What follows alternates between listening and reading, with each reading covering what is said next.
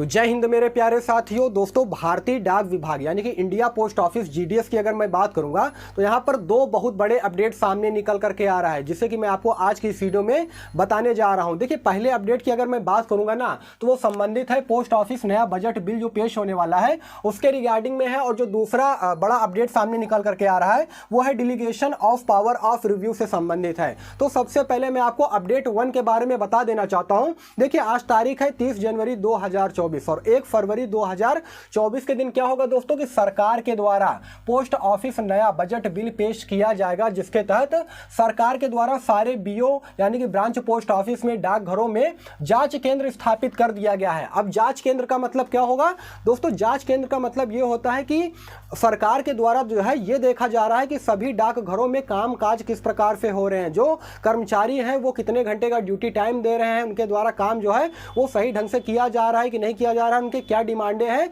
जिनको कोई पूरा करना चाहिए। तो यहीं पर हुआ क्या है दोस्तों कि विभाग की तरफ से एक नोटिस जारी कर दिया गया है। इस नोटिस के बारे में मैंने कई बार जिक्र किया है, मैंने आपको पहले भी बताया है कि ये एक जीडीएस कर्मचारी का नोटिस है दोस्तों, जिसमें कि चार्टर ऑफ डिमांड शामिल है, यानी कि जो एक जीडीएस कर्मचारी का जो जायज मांगे हैं ना वो चीज यहाँ पे शामिल है। तो क्या वो डिमांड है दोस्तों, मैं आपको बता देना चाहता हूं और इसके बारे में जानते हैं। सरकार अच्छी तरीके से अवगत है, ऐसी बात नहीं है, क्योंकि आप खुद ही सोच सकते हो कि जब 12 दिसंबर 2023 से लेकर के 15 दिसंबर 2023 यानी कि 4 दिन तक जीडीएस स्ट्राइक पूरे देश भर में चला था, तो क्या सरकार तक बातें नहीं गई होंगी कि यह जीडीएस स्ट्राइक क्यों चला जा रहा है? पूरे देश भर के जितने भी डाकघर थे ना वहां पर कामकाज पूरी तरीके से ठप कर दिया गया था। क्यों? क्योंकि जीडीएस कर्मचारी को जो जायज मांगे थी उनको मनवाने के लिए, उनको मानने के लिए। लेकिन यहां पर जानबूझ करके गवर्नमेंट क्या कर रही है, चीजों को अनदेखा कर रही है, ठीक है ना। अब यहां पर नया पोस्ट ऑफिस बजट बिल पेश करने की जब बारी आई है तो जांच केंद्र स्थापित कर दी गई है और एक नोटिस जारी किया है विभाग की तरफ से। उसमें जो जीडीएस कर्मचारी की जो डिमांड है, जो जायज मांगे हैं, उनके बारे में बताया गया है। यहां पर मैंने स्क्रीनशॉट लगा दिया है, आप सभी लोग इसे अच्छी तरीके से देख भी सकते हो। तो पहला जो डिमांड है उसमें यहां पर यह बताया गया है कि जो ओल्ड पेंशन स्कीम है ना उसे हर हाल में लागू करना चाहिए। उसके अलावा दूसरे नंबर की बात करूंगा तो जो कमलेश चंद्र कमेटी रिपोर्ट है 12/24/36 रूल, उसे जल्द से जल्द पारित करना चाहिए। देखिए, मैं आपको बता रहा हूं दोस्तों, गवर्नमेंट की तरफ से जितने 7 या 8 प्रकार के टोटल डिमांड है ना वो टोटल डिमांड को पूरा नहीं किया जाएगा, क्योंकि उनको भी देखना है ना कि ये जो सिलसिला है वो लगातार चलता रहना चाहिए, यानी कि ये चीज रुकना नहीं चाहिए, क्योंकि गवर्नमेंट भी नहीं चाहती है कि जितने भी जीडीएस कर्मचारी हो उनका पूरी तरीके से उद्धार हो जाए। हकीकत यही है, अगर मान लीजिए वो 12/24/36 रूल पारित कर भी देती है तो उससे कोई खासा जो है असर नहीं पड़ेगा। सबसे इंपॉर्टेंट क्या है? देखिए, सबसे इंपॉर्टेंट जीडीएस कर्मचारियों के लिए यह है कि उनका जो टीआरसीए है ना उसमें वृद्धि कर दिया जाए। अब टीआरसीए में वृद्धि करने का मतलब यह है कि सीधी तौर पर से उनके वेतन में वृद्धि होगा, और जो डीए है यानी कि डियरनेस अलाउंस, जिसे हम लोग महंगाई भत्ता के नाम से जानते हैं, उसमें भी वृद्धि देखने को मिलेगा। तो जो एक जीडीएस कर्मचारी की जो सैलरी अभी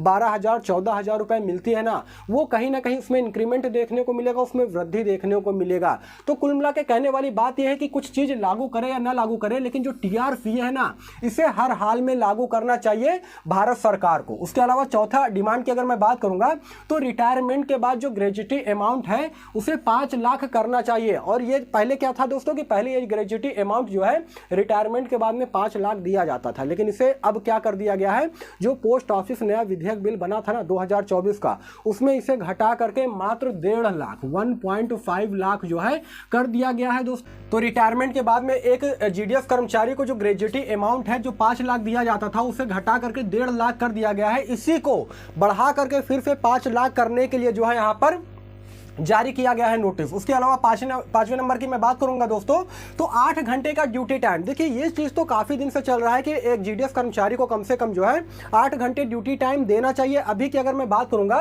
तो वर्तमान समय में आप सभी लोगों को मालूम होगा मात्र 4 से 5 घंटे ड्यूटी टाइम एक जीडीएस कर्मचारी का है, और इनको इसी के तहत जो है सैलरी दी जाती है, टीआरसीए दी जाती है, आपको मालूम होगा। 6वें नंबर की मैं बात करूंगा तो जीडीएस 3A रूल को जितनी जल्द से जल्द हो सके इसे हटाना चाहिए, क्योंकि ये भारतीय डाक विभाग में जीडीएस कर्मचारियों के लिए पूरी तरीके से एक काला कानून है, इसे हम लोग कह सकते हैं। 7वें नंबर की बात करूंगा तो जीडीएस कर्मचारी को पूर्ण रूप से सरकारी नौकरी का दर्जा जो है मिलना चाहिए। दोस्तों ये बहुत जरूरी है, लेकिन देखिए ये सारी चीजें मैंने आपको कई बार बताया है, ठीक है ना, आप सभी लोगों को भी मालूम होगा, लेकिन अभी तक भारतीय डाक विभाग में जीडीएस कर्मचारियों को दिशा और दशा अभी तक नहीं सुधरी है और ना सुधरेगी। और कब तक नहीं सुधरेगी मैं आपको बता देना चाहता हूं, जब तक गवर्नमेंट यानी कि सरकार खुद नहीं चाहेगी कि जीडीएस कर्मचारियों का उद्धार हो, जीडीएस कर्मचारी का कुछ अच्छा हो, तब तक ये चीज नहीं हो पाएंगी। देखिए आप सभी लोग को मालूम है ना, पिछली बार जो जीडीएस स्ट्राइक हुआ था उसमें काफी सारे जीडीएस कर्मचारी को टर्मिनेट कर दिया गया था, यानी कि उनको उनके सरकारी नौकरी से बर्खास्त कर दिया गया था। अब यहां पर आप खुद सोच करके देखिए कि जब ये आवाज उठाते हैं, धरना प्रदर्शन देते हैं जीडीएस कर्मचारी, तो इनको नौकरी से निकाल दिया जाता है। तो ऐसे में कौन जीडीएस कर्मचारी जो है आवाज उठाना चाहेगा, कौन जायज मांगों के लिए जो है धरना प्रदर्शन देगा या स्ट्राइक देगा, यहां पर आप सभी लोग खुद समझ सकते हो। लेकिन यहां पर गवर्नमेंट सब कुछ जानते हुए भी अनजान बनी हुई है जानबूझ करके, क्योंकि नया पोस्ट ऑफिस बजट बिल जो है वो पेश करने की बारी आ गई है। इस वजह से ये सारा का सारा जो ढोंग है ना वो रचाया जा रहा है, ठीक है ना।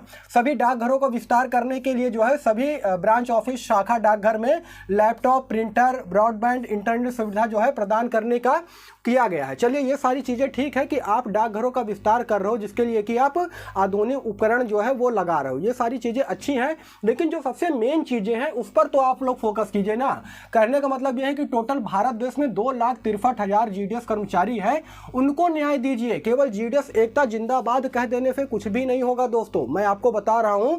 और देखिए यहां पर कोई अब एक भी नहीं होगा, क्योंकि पहले क्या हुआ था, AIGDSU यानी कि ऑल इंडिया ग्रामीण डाक सेवक यूनियन के तहत जो है भारत में जितने भी जीडीएस कर्मचारी थे सब एक हुए थे और उसके तहत धरना प्रदर्शन किया गया था ना। बदले में क्या हुआ, लोगों को टर्मिनेट कर दिया गया। अब मैं आपको बता रहा हूं जो दूसरा अपडेट है ना उसी से रिलेटेड है। दूसरा जो अपडेट है डिलीगेशन ऑफ पावर ऑफ रिव्यू से संबंधित है दोस्तों।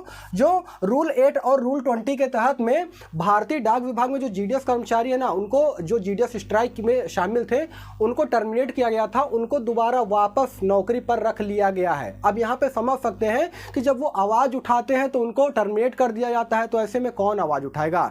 इसीलिए मैं कह रहा हूं कि भारतीय डाक विभाग में जीडीएस कर्मचारी की दिशा और दशा कभी नहीं सुधरेगी जब तक सरकार नहीं चाहेगी, और इस चीज से आप भी सहमत होंगे। दोस्तों मैं आपको बता रहा हूं भारतीय डाक विभाग में टोटल 2,63,000 जीडीएस कर्मचारी है, लेकिन इनको न्याय कब मिलेगा ये कोई नहीं कह सकता है। ये पूरी तरीके से डिपेंड है सरकार की तरफ से, क्योंकि आप सभी लोग को मालूम है 2024 में जो है लोकसभा चुनाव भी आने वाला है और उससे पहले ये पोस्ट ऑफिस बजट बिल पेश होने वाला है। तो इससे संबंधित यहां पर विभाग ने नोटिस जारी किया था जो कि चार्टर ऑफ डिमांड है, जो कि मैंने आपको बता दिया है, ठीक है ना। तो दोस्तों यही सारा सब कुछ जानकारी देना था। देखिए मैं आपको बता रहा हूं कि भारतीय डाक विभाग के अलावा और भी अदर गवर्नमेंट वैकेंसीज आती है दोस्तों, आप लोग उधर भी ट्राई किया करो यार, ठीक है ना। क्योंकि मैंने आज ही एक वीडियो डाला था जिसमें कि उत्तर प्रदेश रोडवेज में कंडक्टर के पदों पर भर्ती आई है, जिसमें किसी प्रकार का कोई एग्जाम नहीं होगा, ओनली मेरिट बेस्ड सिलेक्शन होगा। अगर आप 12वीं पास हो ना तो आप ऑनलाइन आवेदन कर सकते हो, लेकिन मैं देखता हूं उस वीडियो पर लोग कोई इंटरेस्ट ही नहीं रखते हैं। तो दोस्तों ऐसा आप लोग मत कीजिए। देखिए भारतीय डाक विभाग तो ठीक है, इसकी नई वैकेंसी जब भी आएगी उसके बारे में मैं आपको पल पल का अपडेट देखे देता रहता हूं। जो भी अपडेट आता है भारतीय डाक विभाग के रिगार्डिंग में उसके रिगार्डिंग में भी मैं आपको बताता रहता हूं। लेकिन आप लोग अदर गवर्नमेंट वैकेंसीज की तरफ भी जाइए, मेरा कहने का मतलब ये है, ठीक है ना। तो दोस्तों यही सारा सब कुछ जानकारी देना था। वीडियो अगर आपको इन्फॉर्मेटिव लगा हो तो वीडियो को लाइक कीजिएगा, चैनल को सब्सक्राइब कीजिएगा। बाकी फिर मिलेंगे किसी नेक्स्ट वीडियो में, तब तक के लिए धन्यवाद।